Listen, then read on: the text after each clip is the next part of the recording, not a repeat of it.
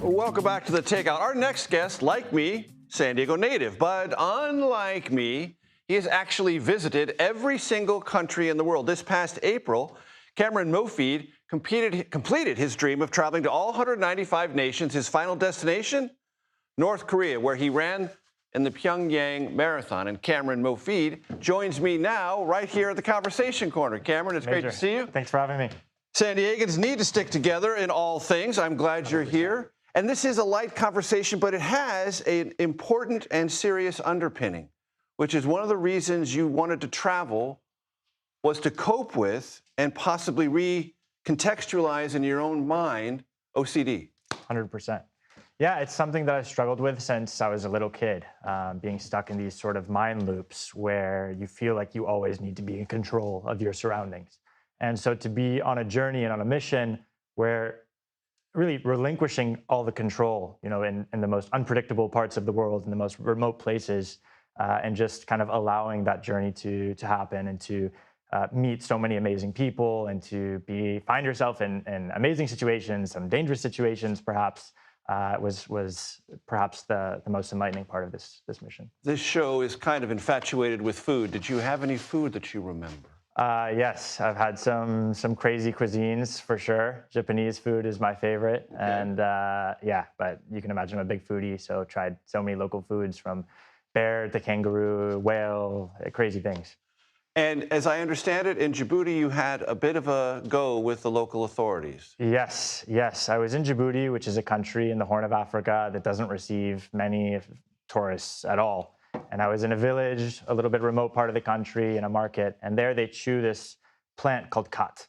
Yes, khat, it gives them a little high. Kind of amphetamine. It is. And so I was in the market, discreetly taking some pictures, and one of the shopkeepers reported me to the local police because they thought I was suspicious. Maybe I looked like a spy, I don't know.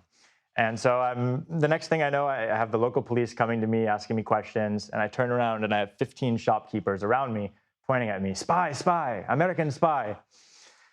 Normally, I've been able to wiggle my way out of these situations in the past, but in this case, I wasn't. They arrested me on the spot, and they took me to the jail.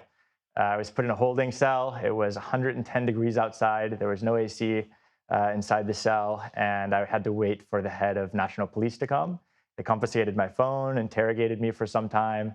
And it's funny to be able to laugh about this situation now, but when you're in a jail cell in Djibouti being accused of espionage, it's not funny at all. No. And so eventually they let me go. They told me they never wanted to see me again. And you obliged. That was a day.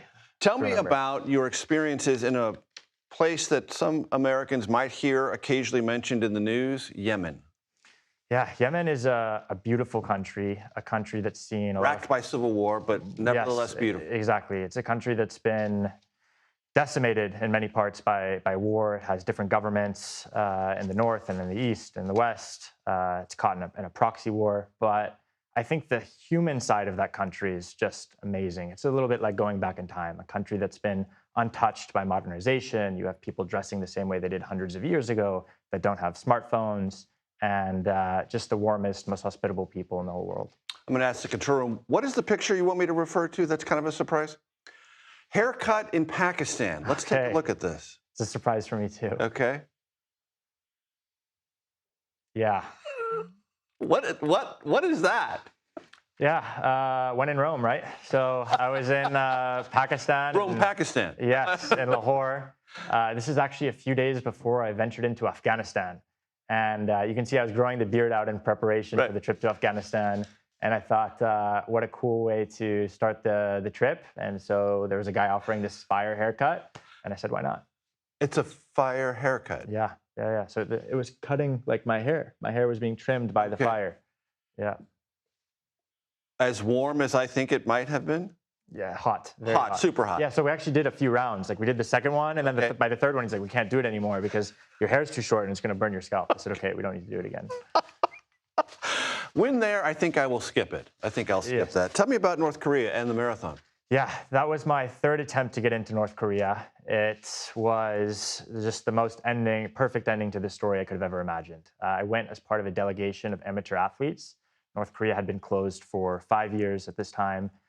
we were part of the first group of Westerners to enter the country in more than 6 years, into Pyongyang in more than 6 years.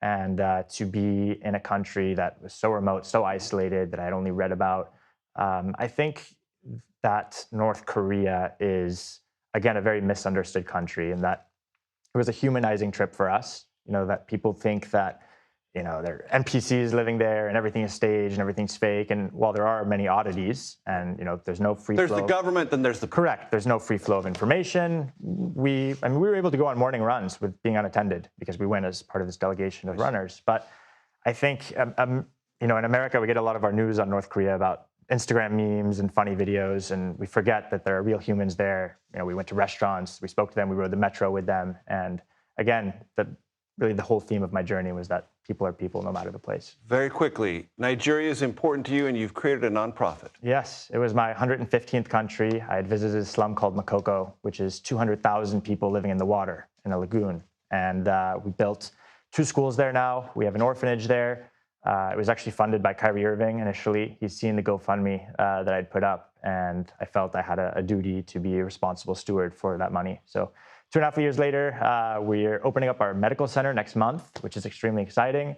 We have a team of doctors going to perform the first round of surgeries on individuals there, and we have plans to expand Humanity Effect to eradicate the educational crisis in Makoko. Kyrie Irving, also someone who has connections to San Diego. Cameron Mofid, it's been great to meet you. Thanks so much for being here. Thanks so much, Major.